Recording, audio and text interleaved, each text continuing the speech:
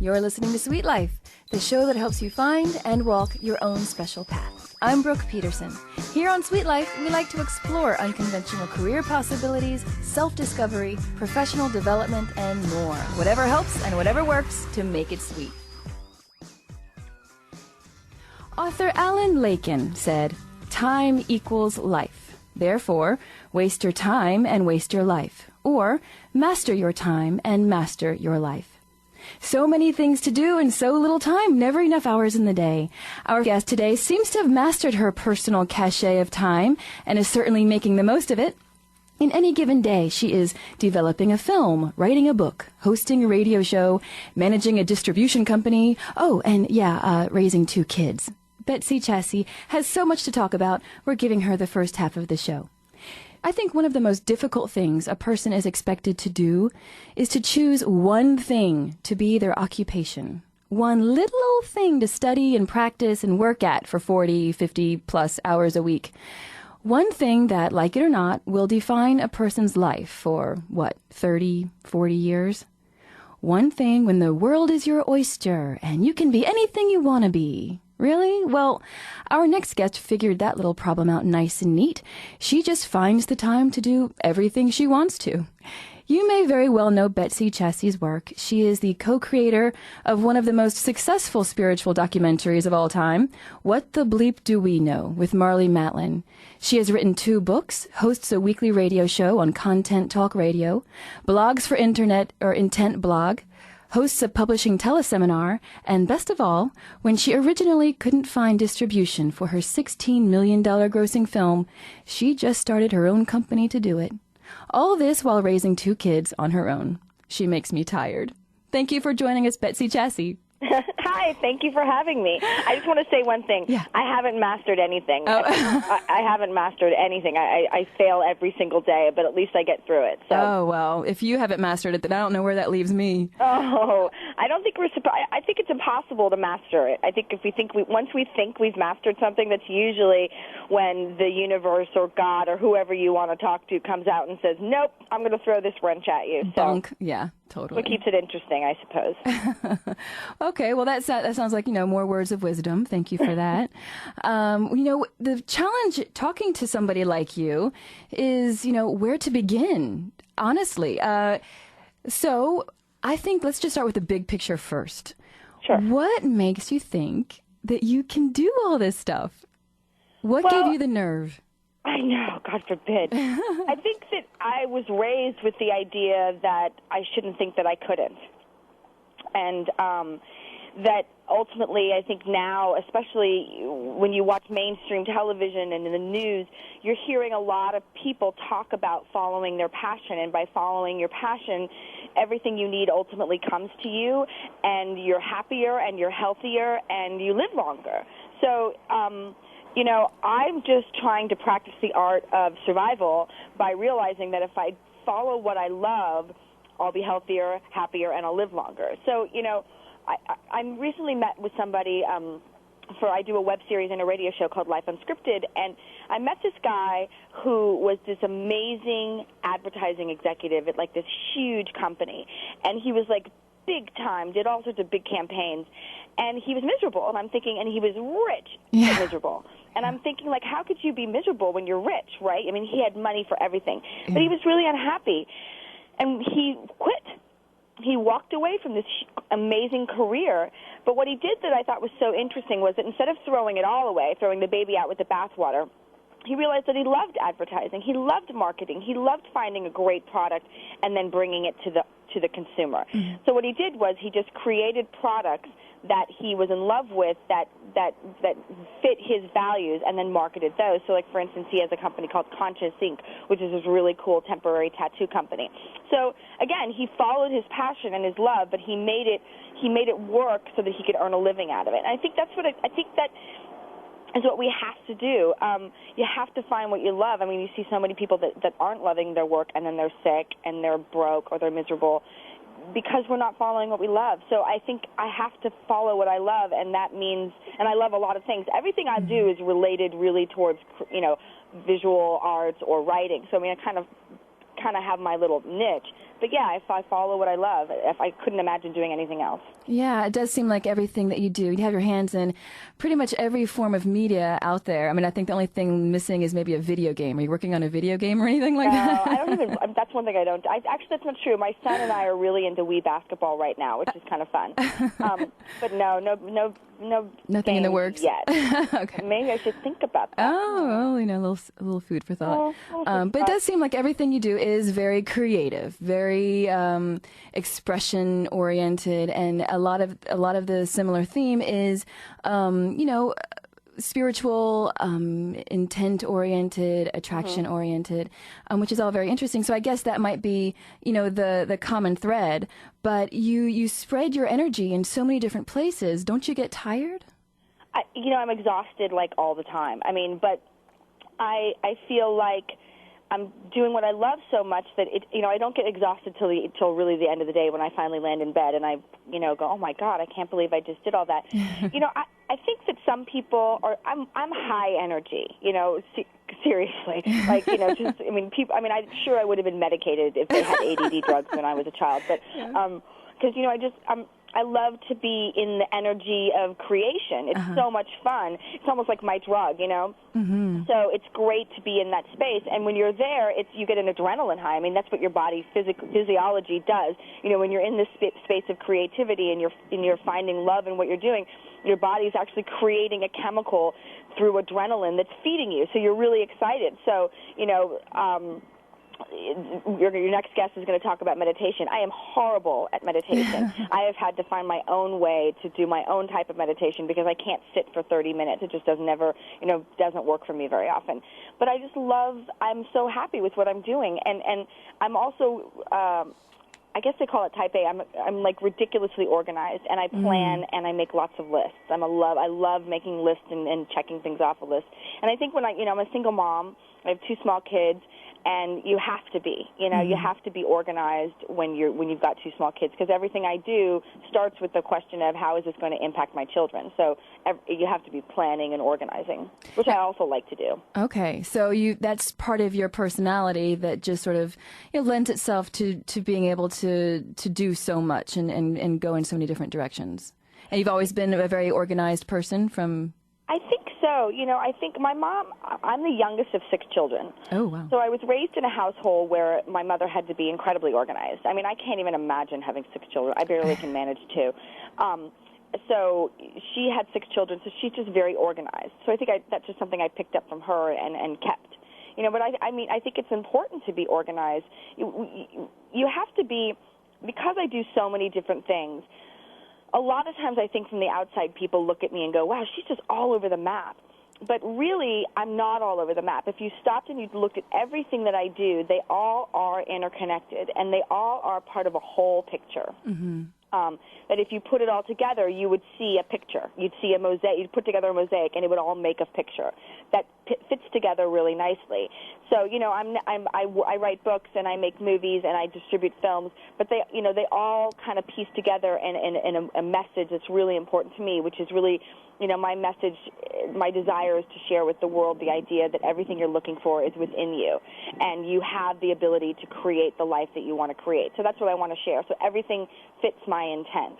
So even if I did make a game, it might seem like it's coming out of left field, but it will fit right back in nicely into my whole picture. A method to the madness. Yes. Believe it or not, there is a method to my madness. Well, starting from the beginning a little bit, you were talking about your mother and how organized she was and how your parents, fed you, good, empowering thoughts as a child. What are they themselves role models for you? Were they constant doers? Were they entrepreneurial at all? My father is I think I somehow got the best of both of my parents, because my father is a dreamer. He always has a big plan. There was always some crazy plan, scheme of something that was going to conquer the universe. And my mother was always very organized and detailed. So that is a great combination. Those two traits. I love to have the big dream and to go for it. But I also learned from my mom that if you're going to go for the big dream, you better be organized with it. My dad was not organized. He was a disaster organizationally, and my mother was constantly trying to keep him on track. So I think that's what's propelled me to be 42 years old and so far pretty successful. You know, I have my ups and downs. I go through great successes and great failures, and I think that's a big part of one thing that my parents gave me that I'm really grateful for, or at least I somehow picked up, and I think from my parents, is that, you know, we're going to fail. You're going to succeed and you're going to fail. And the ability to get back up and to try again and to not let that failure completely squash who you are is a really important part of living out your dream. Because when you're living out your dream and your passion, it's, you know, a lot of spiritual people will say, well, if it's easy, it's your passion. That's not true. I think sometimes, you know, when you're living your dream and you're living your passion, it's not easy, but you're loving it so much that you don't see that. But it's going to be really hard, and it's not always, you're going to have to make some sacrifices in terms of lifestyle and things that you're used to having. But in the end, for me, being able to do what I love is the top priority. I love showing that to my kids. I love my kids being able to see, you know, that my mom does what she loves to do, and she's able to support us at the same time, you know. Mm-hmm. Now, what are a couple of examples of how you said you make a bunch of lists. What else? How else do you stay? I know, and I also know that you seem very in touch and very, up to date different websites and computer applications. You seem to be very in tune with things like that. How do you use them to stay organized and to organize your different projects? Well, you know, I don't know how to explain this, but one of the things that I do is I tend to take care of a task right away. So, like, you said to me the other day, gee, you responded so quickly. So, like, I spend a lot of time on my computer because I'm either editing or communicating via Skype or doing something. Because I'm a single mom and I work out of my house, I stay home a lot because my kids are here. So I tend to really just, if it's an easy task and I can get it off my plate, I do it very quickly. You know, and I'm also very good at multitasking in terms of I can be editing something while I'm cooking dinner because, you know, I don't know if you know this, but sometimes it takes forever just to upload something. So, you know, I tend to really be good at time management, which I think is really important. And it takes practice and discipline to be able to do that, which I think is one of the most important gifts I think that I got from, you know, when I was little, I played violin. I practiced for 3 hours. You know, I twirled baton. I understood the idea that if you wanted to be great at something, you had to work at it and you had to be disciplined at it. So I think for me it's about, you know, not so much whether I'm using different applications or different programs. It's just about staying on top of what my long-term goals are, what my short-term goals are, and knowing what I need to accomplish within a day to make those happen. And, you know, I don't use any special programs to do that. I like Hootsuite because I use Facebook and Twitter and all those different things. But, you know, every time we turn around, there's some new, you know, there's Tumblr this week, there's Reddit this week. You know, you can only do so much. But I think if you just, for me, I understand in terms of what am I doing, and if I'm, for instance, in me, it's movies and books related to science and spirituality. So I focus very much on who's my audience and where are they, and then I just focus on those and I don't worry about the rest because you can just get lost in a quagmire of Instagram and all those different. Every time we turn around, there's a new app. Yeah. I just focus on what am I trying to say and who am I trying to say it to and where are they? And that really starts to eliminate a lot of the chaos, I think. Yeah, I think that's a very good point, knowing your audience. Well, because your audience isn't everywhere. And audiences have a tendency to land in a specific platform. Mm-hmm. You know, so, for instance, when we release a film, you know, we know eventually we're going to go on Netflix because a significant portion of the audience is there. And then we want to go on iTunes and Amazon. But do we need to go here? Do we need to go there? And because it may not be necessary, you know, you have to understand who your audience is and where they're hanging out. And that's a big part of what's important to me in terms of distributing films. And also, I communicate a lot with my audience so I know what they want. So I'm usually not delivering what they don't want. And do you find that changes? It's easier for me to get to them because I've already heard what they want, and so that when I deliver it, I know that it's going to be generally well received because they've already asked for it. Now, do you find that yourself sort of curtailing or writing projects specifically for what you think your audience wants, or is it more about is it coming from you or is it coming from them? Well, I think it's a mixture of both. I think I'm in tune with my audience because we're in alignment with our, you know, ideology, our beliefs, what we like. they've come to me because they seem to like what I have to say. So that came from me. So I think it's a give and take relationship. I have a mission, I have a vision. Right now I'm working on a film called Killing Buddha, which when I started talking about it to my audience, there was a huge uproar about the title. Well, we are going to talk about that for sure. Because people just, couldn't wrap their head around the concept. Yeah, why you got to kill the Buddha? What's up? What's up with that? But once I started sharing where the title came from and what it means, it opened up a whole dialogue. I mean, I knew that I was going to basically be a fly in the ointment for a little while to shake everything up. Mm-hmm. But that's great because that's part of who I am. I mean, my sort of personality is not the one that's going to just be all warm and fuzzy. Let's just go with the flow. I like to throw a wrench into the plan every now and then and see what it does to people. But again, I am who I am. I've attracted an audience because of that, and I stay consistent with my message. And that's the most important thing, is that I'm pretty consistent with who I am. And the audience, they come or they stay, or they're staying there. And so I get that, well, they're consistent with me. So generally speaking, they're going to like what I'm putting out because I understand them, because a lot of them are very similar to me. Yeah, that's a pretty good point. And before we take our first break, I would like to know about that. Most people do, especially in the creative industries, have a hard time staying true to themselves, and they think they have to bend to somebody else's image or vision. Was it hard for you to just be yourself and stay on point and speak your mind and stay true to yourself? No, no, because I learned I couldn't be anything else. It wasn't authentic. And when you're not authentic, especially in my industry where people are interested in me because they're reading my books or they're watching my films, their bull-poo meters are very high. And when you all of a sudden become inauthentic, you lose your audience. So it's not even a wise choice to start to try to be anything other than yourself. Authenticity, there you go. That's a great message. Everybody, don't go away. We'll be right back with more from Betsy Chasse. This is LancerRadio.org. Welcome back. You're listening to Sweet Life. I'm Brooke Peterson. Before we left, we've been talking to Betsy Chasse. She is the co-creator of the very successful spiritual documentary, What the Bleep Do We Know, with Marlene Matlin. She's written 2 books, hosts a weekly radio show, blogs for Intent Blog, hosts a publishing teleseminar, and she also just decided to start her own distribution company for her film. She's done it all, and she's also doing this while raising 2 kids. Welcome back, Betsy. Thank you. Thank you. I should say that I'm really lucky because my mom is a huge help to me in raising my 2 kids. I could not do what I do without having a mom here to help me be there when I can't be for my kids. So I'm very lucky with that. Oh, that is great. That's really nice. Family support, or any kind of support, is critical, I'm sure, especially with kids.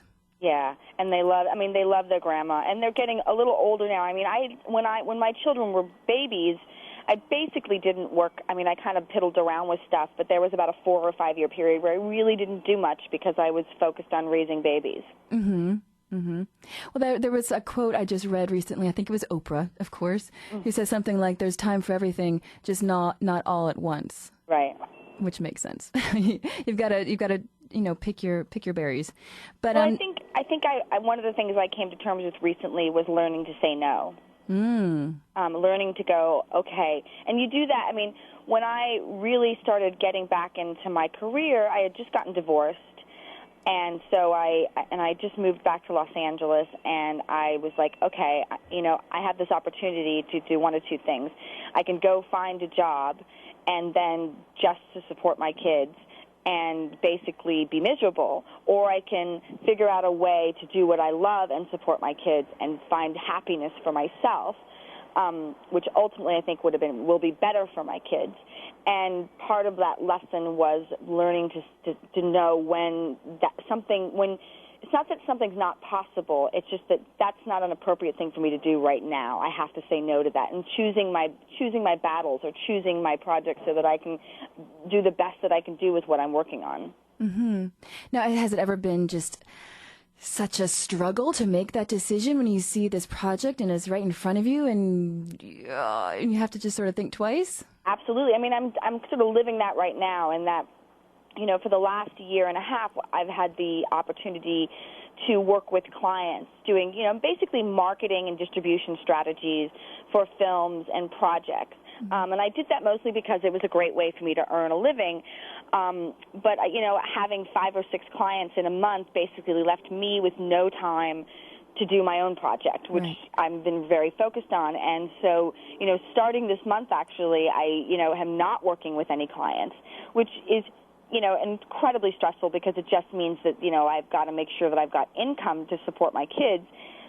But I had to make a choice. It's like, do I either take on 3 or 4 more clients, which will last for 6 months to a year, which means I put my dream off again, or do I just bite the bullet and figure out a way to support myself and do the thing that I want to do? And it was really hard because, my kids like to eat. They grow, they have expectations of clothing and food, so Crazy. You have to make these choices, and you have to try to be wise about it. But ultimately, I finally had to say no to the clients and yes to what I wanted to do for myself. And it's a risk, but it's a risk I'm willing to take right now, because if I don't take this risk now, I don't know that I ever will.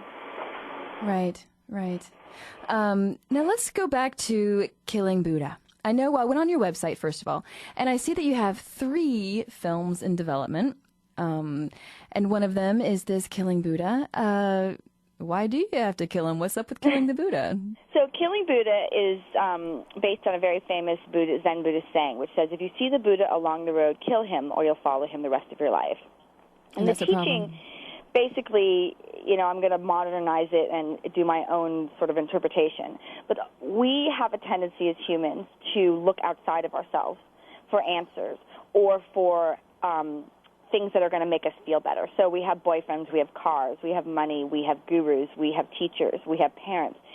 And we tend to think, if this person, I will feel whole.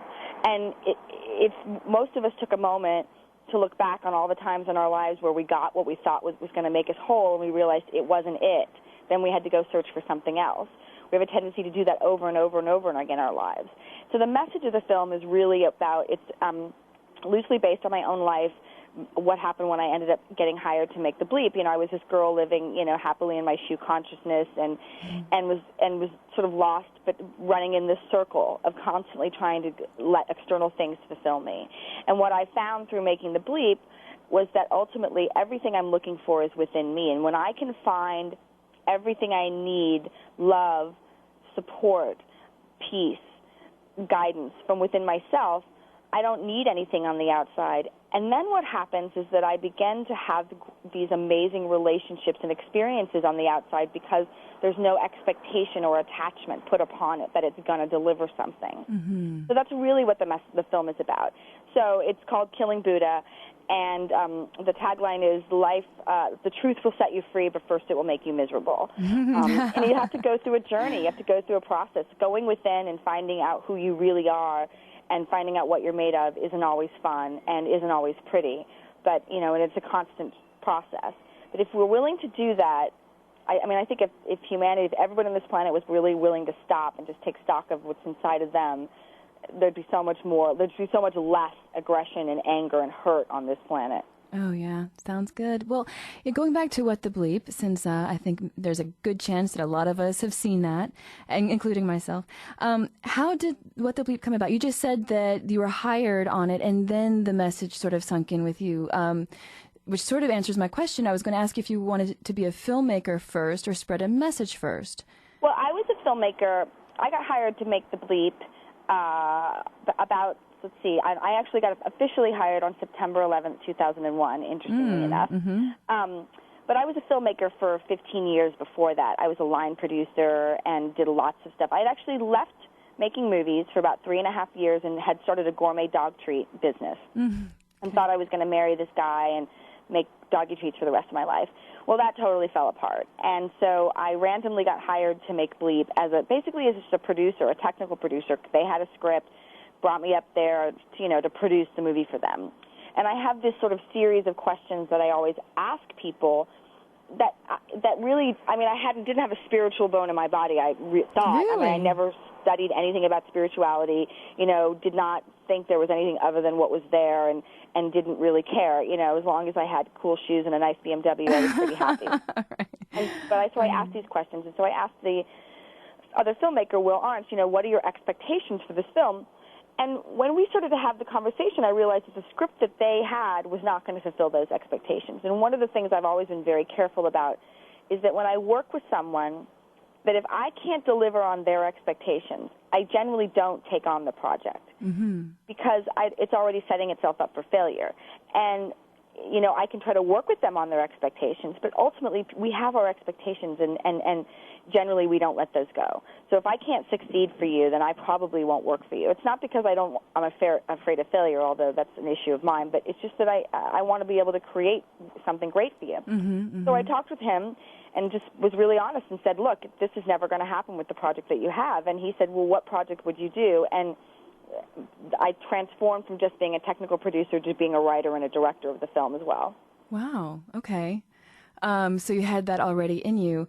Because we only have just a few minutes left. It always amazes me how fast the time flies. But with Intention Media, you finished this film that really apparently has made a big change in your life. But you finished this film and you can't get anybody to distribute it. So what do you do? Well, Intention Media was started actually a couple of years after Bleep came out. We distributed ourselves. Basically, I picked up the phone and started calling theaters and asking them to book the film myself. And we started in one theater, and that theater did really well. And then we went to another theater, and that theater did really, really, really well. And then we did 2 or 3 more like that. And then by the time we were in about 5 theaters with doing really well, all of a sudden other theaters started calling us and saying, wow, we want to book the film.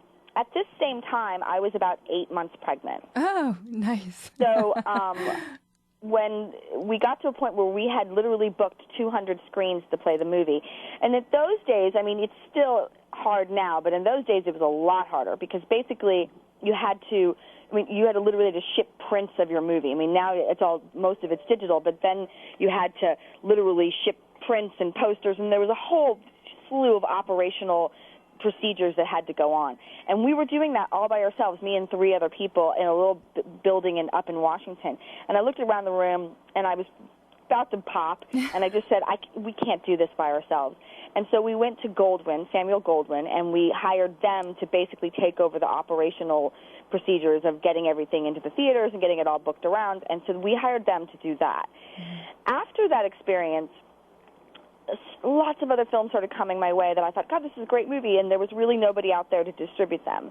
So I started Intention Media as a way to distribute some films that I thought I became really passionate about. And, you know, we don't do 100 films a year. We maybe do 1 or 2. It's more like a vanity project. We find movies that we love, my partner Melissa and I, and we just kind of put our support behind them when we can because we love the movie and we want to see it get out there. Thank you for joining us, Betsy Chasse. Betsy is a mom, an independent filmmaker, author, teacher, radio host, and entrepreneur, most of which we didn't even get to talk about.